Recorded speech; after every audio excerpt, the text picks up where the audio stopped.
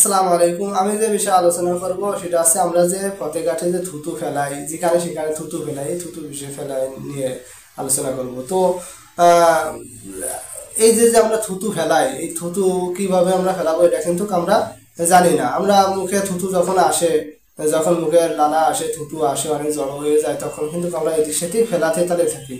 তো এই যে আমরা এদিক সেদিক ফেলাতে থাকি তালে থাকি, অথচ আমরা বলতে বুঝি না যে আমরা কিন্তু বড় ধরনের একটা ভুল করতেছি। তো এইখানে আমাদের, আমরা যদি বুঝতাম, আমরা অনেকে জানিও না যে আমরা কোন ভুলটা করতেছি। তো এইখানে যদি আমরা জানতাম যে এই দিকে থুতু ফেলালে আমাদের এই ক্ষতি হবে, ওদিকে থুতু ফেলালে আমাদের এই ক্ষতি হবে, তো এইগুলা কিন্তু আমরা জানি না। এই অধিকাংশ সময় দেখা যাচ্ছে যে আমরা পশ্চিম দিকে আমরা থুতু ফেলাই, জোরে ছুঁড়ে ফেলি, তারপর পূর্ব দিকে আমরা থুতু ফেলাই, জোরে ছুঁড়ে ফেলি। তো এইগুলা এই পশ্চিম দিকে পূর্ব দিকে আমরা থুতু নিক্ষেপ করবো না। হ্যাঁ, এই নিক্ষেপ করলে কিন্তু বড় একটা ক্ষতি হয়ে যাবে।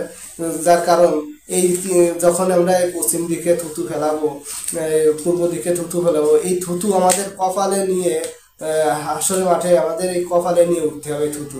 তো সেই ক্ষেত্রে আমরা থুতু কোন দিকে ফেলাবো? তো এই বিষয়ে আমরা লক্ষ্য রাখবো যে আমরা আমাদের যখন মুখে থুতু বা লালা আসে, তখন আমরা আমাদের নিজের যে বাম দিকটা আছে, যে আমাদের এই জায়গা যে বাম দিকটা আছে, এই বাম দিকটা মুখ আগে একটু মাথা নিচু করে থুতু নিচের দিকে ফেলাবো, যাতে করে ওর বাতাসে না ওড়ে, আর পশ্চিমের দিকে না যায়, পূর্ব দিকে না যায়। এই বিষয়গুলো লক্ষ্য রাখবো যে আমাদের মুখে যখন থুতু আসে, এই থুতুটা বাম দিকে মাথা ঝুঁকাইয়ে নিচের দিকে ফেলাবো। অনেক সময় দেখা যায় মানুষে থুতু নিক্ষেপ করে, পূর্ব দিকেও নিক্ষেপ করতেছে, পশ্চিম দিকে নিক্ষেপ করতেছে। দেখা যাচ্ছে এই নিক্ষেপ করার কারণে ওই বাতাসে মানে বাড়ি খেয়ে আর একজনের গায়ে লাগতেছে, মুখে চোখে গায়ে লাগতেছে, অথচ এটা কিন্তু অপছন্দনীয় জিনিস, যার কারণে মানুষের অনেক খারাপ লাগে। তো ওই মানুষের খারাপ লাগে।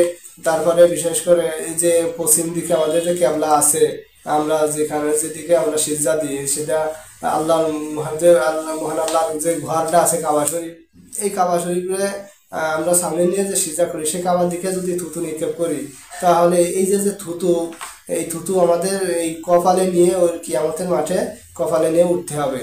তো যার যার থুতু তার তার কপালে নিয়ে উঠতে হবে। তো এই বিষয়গুলো আমরা লক্ষ্য রাখবো, যাতে থুতু আমরা যখন ফেলা আসে, তখন কিন্তু আমরা এই পশ্চিম দিকে কিংবা পূর্ব দিকে ফেলাবো না, আমাদের বাম দিকে, আমাদের কাঁধের যে ডান কাঁধের কিংবা যে দুটো কাঁধ আছে, ডান কাঁধ বা বাম কাঁধ, এই আমরা সবসময়ের জন্য বাম কাঁধের দিকে নিচে মাথা নিচু করে ঝুঁকিয়ে থুতু নিচের দিকে ফেলাবো, যাতে বাতাসে না উড়ে যায়, আর নিচের দিকে ফেলাবো যাতে আদবটা হয়, আর আল্লাহর সাথে বিয়াদবি যাতে না হয়। তো আর হাদিসে অনুযায়ী আমরা যদি চলাফেরা করি, তো আমাদের জীবনটা সুন্দর থাকবে। আর সুন্নাতি ভাবে যে চলাফেরা করলে আল্লাহ রাসূলও খুশি থাকবে, আর আল্লাহ রাসূল খুশি থাকলে মানে আল্লাহ পাক খুশি হবে। তো এই ওসিলায় দেখা যাচ্ছে আমরা আসলে মাঠে আমরা নাজাতের একটা ফয়সালা পাই যেতে পারি। তো এই বিষয়গুলো আমরা লক্ষ্য রাখবো, যে যেখান থেকে আমার এই ভিডিওগুলো শুনছেন না কেন, দেখছেন না কেন, তো সবার কাছে আমার আহ্বান থাকলো যে থুতু আমরা দুই দিকে ফেলাবো না, থুতু ফেলাবো বাম দিকে, নিচে মাথা নিচু করে বাম দিকে ফেলাবো।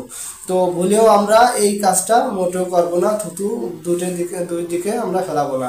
তো এই বিষয়গুলো আমরা লক্ষ্য রাখবো, যে আমরা থুতু যে সময় আসে তখন মাথা উঁচু করে, যদিও আমরা বাম দিকে ফেলাই, তা মাথা উঁচু করে ফেলাবো না, কারণ মাথা উঁচু করে ফেলালে আমার আশেপাশে লোকজন থাকলে তাদের মুখে চোখে লাগতে পারে, অথবা তাদের খারাপ লাগতে পারে অনেক। আর এটা তো খারাপ লাগার বিষয়, এটা খারাপ লাগার কথা। তো এই বিষয়গুলো আমরা লক্ষ্য রেখে আমাদের যে থুতু যখন আসে, তখন আমরা শুধু একটা কথা মনে রাখবেন, যে আমাদের যখন থুতু আসবে তখন আমরা বাম দিকে নিচের দিকে মাথা ঝুঁকায় আমরা বাম দিকে ফেলাবো।